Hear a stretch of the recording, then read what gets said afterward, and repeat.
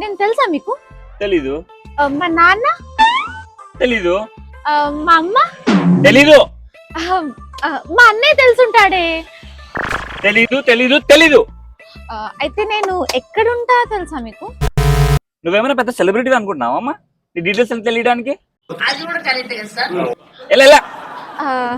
అయితే ఒకటి లైట్స్ ఇవ్వు. అలా డైరెక్ట్ గా సిగరెట్ కావాలని అడగచ్చు కదా, ఇవన్నీ అవసరమా?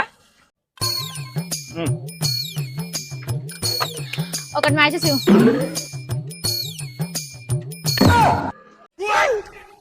నువ్వు రాజు గారి మనవరాలి కదా?